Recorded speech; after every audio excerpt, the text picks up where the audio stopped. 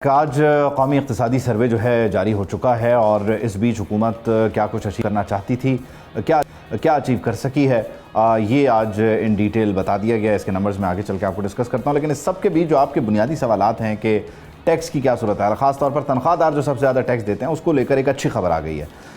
बाकायदा तौर पर यह फ़ैसला हो गया, हतमी फ़ैसला हो गया कि आपको तनख्वाहदारों को रिलीफ दिया जाएगा, जबकि सोलर पैनल पर टैक्स भी नहीं बढ़ेगा और साथ ही साथ स्टेशनरी आइटम्स भी महंगी नहीं होने जा रही हैं। बजट से जुड़ी ये कुछ अच्छी खबरें।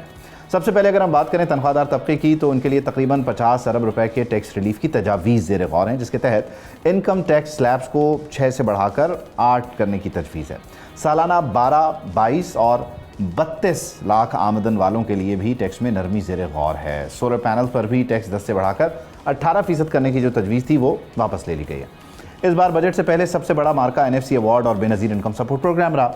वफाक एक तरफ कर्ज़ों की अदायगियों, दिफाई ज़रूरियात और तरक्याती अखराजात के बोझ तले दबा हुआ है, तो दूसरी तरफ सूबे अपने आइनी हिस्से से दस्तबरदार होने को तैयार नहीं थे। कई मुज़ाकरात, कई मुलाकातें, सियासी खींचातानी के बाद अब एक आर्जी सा फार्मूला तय पा गया है और ये फैसला हो गया है कि आइंदा माली साल में मुतवक्के 2259 अरब रुपये इजाफी टैक्स वसूलियों में से तकरीबन 1000 से 1200 अरब रुपए सूबे अपने हिस्से के तौर पर नहीं लेंगे और ये रकम वफाक के पास रहेगी। फेडरल कैपिटल जो है वो पूल बढ़ जाएगा।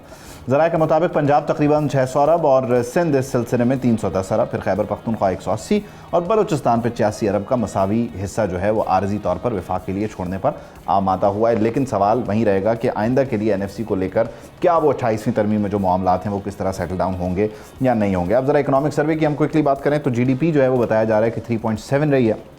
पिछले साल ये 3.2 थी और उससे पहले 2.6 थी, तो यहाँ पर एक बेहतरी देखने में आ रही है। जो इकॉनमी का साइज़ है वो तकरीबन 11% बढ़ गया है, यानी कि 452.1 बिलियन डॉलर जो है अब आपकी इकॉनमी का साइज़। और पर कैपिटा इनकम जो कि डॉलर में बताई जाती है, यानी आमदनी जो है वो मिनिमम क्या रही है, औसत आमदनी आप कह लीजिए, तो 1901 डॉलर बताई जा रही है।